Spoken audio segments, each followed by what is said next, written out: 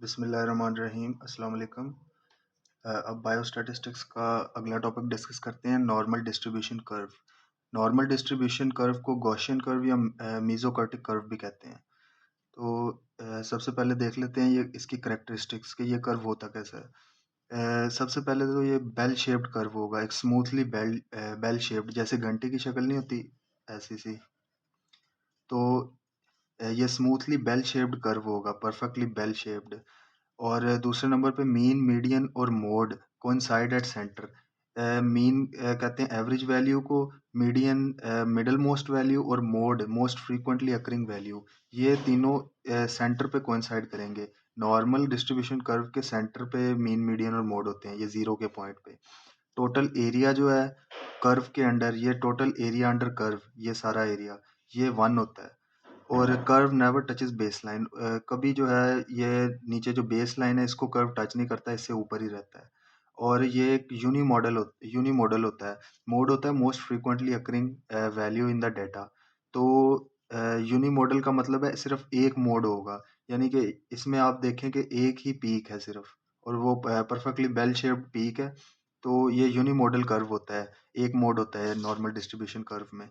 और right half जो है नॉर्मल डिस्ट्रीब्यूशन कर्व का, वो इक्वल होता है लेफ्ट हाफ से, यानी राइट हाफ में अगर 50% डाटा डिस्ट्रीब्यूटेड है तो लेफ्ट में भी 50% ऑफ डाटा ही डिस्ट्रीब्यूटेड है।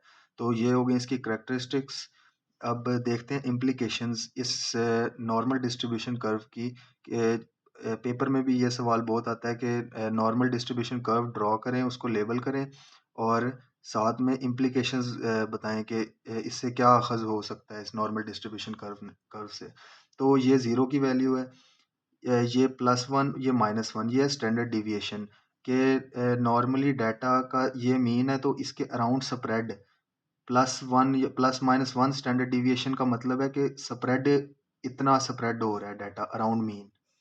ये जो मैंने शेडेड रीजन है, इतना स्प्रेड होगा +-1 डिविएशन में। तो नॉर्मल डिस्ट्रीब्यूशन कर्व अगर होगा तो +-1 स्टैंडर्ड डिविएशन में 68% ऑफ डाटा होगा। यानी ये जो -1 से 0 +1, ये जो ये शेडेड रीजन है, ये टोटल 68% रीजन कवर करेगा। अब हमने कहा टोटल एरिया 1 है, तो 0.68 जो है वो एरिया इस +-1 स्टैंडर्ड डिविएशन के जो है उसमें कवर हो जाएगा। और +-2 स्टैंडर्ड डिविएशन में 95% ऑफ डाटा। अब ये +-1 था, इसको आगे शेड कर दें +-2 स्टैंडर्ड डिविएशन तक। तो इसकी नॉर्मल डिस्ट्रीब्यूशन कर्व की इम्प्लीकेशन नंबर 2 है कि 2 स्टैंडर्ड डिविएशन तक, +-2 स्टैंडर्ड डिविएशन तक 95% ऑफ डाटा डिस्ट्रीब्यूट हो जाएगा। अगर टोटल एरिया 1 है तो 0.95 1 में से +-2 स्टैंडर्ड डिविएशन के अंदर आ जाएगा। एंड सिमिलरली इसी तरह +-3 स्टैंडर्ड डिविएशन के अंदर 99.7% ऑफ डाटा आ जाएगा। 99.7 यानी 0.997 जो हमारे पास बच जाएगा, 0.003, वो उतना एरर होता है हमेशा, कभी एब्सोल्यूट जो है वो कर्व नहीं बनता, इतनी उसमें डिविएशन का होती है। तो इम्प्लीकेशन देख लें, अगर +-1 स्टैंडर्ड डिविएशन होगी तो 68% ऑफ डाटा होगा। अगर +-2 स्टैंडर्ड डिविएशन के अंदर जो है 95% ऑफ डाटा आ जाएगा, और +-3 स्टैंडर्ड डिविएशन के अंदर 99.7% ऑफ डाटा आ जाएगा। अब देख लेते हैं कॉन्फिडेंस लिमिट क्या होती है। कॉन्फिडेंस लिमिट किसी भी नॉर्मल डिस्ट्रीब्यूशन कर्व की होती है कि 1 स्टैंडर्ड डिविएशन या 2 standard deviation on each side of mean. Mean थी सेंट्रल वैल्यू।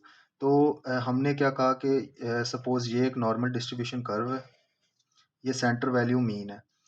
अब ये 1 स्टैंडर्ड डिविएशन है, ये -1, 0, +1, ये +-1 स्टैंडर्ड डिविएशन है। हमने कहा कि इधर 68% ऑफ डाटा जो है हमारे पास अवेलेबल, वो +-1 स्टैंडर्ड डिविएशन के अंदर आ जाता है। कॉन्फिडेंस लिमिट क्या है कि हम कॉन्फिडेंस से कह सकते हैं कि +-1 स्टैंडर्ड डिविएशन के अंदर 68% ऑफ डाटा हमारा लाई कर रहा है, तो ये कॉन्फिडेंस लिमिट होगी। इसी तरह similarly 2 standard deviation, 2 standard deviation के अंदर हम कॉन्फिडेंटली कह सकते हैं कि 95% ऑफ डाटा जो है +-2 स्टैंडर्ड डिविएशन के अंदर आएगा। तो ये कॉन्फिडेंस इंटरवल 95% हो जाएगा। तो कॉन्फिडेंस लिमिट का ये मतलब है। तो इसे नॉर्मल डिस्ट्रीब्यूशन कर्व को ध्यान से करें, कर्व बनाना सीखें, ड्रॉ और लेबल करना आता है और साथ इम्प्लीकेशंस इसकी नॉर्मल डिस्ट्रीब्यूशन कर्व की।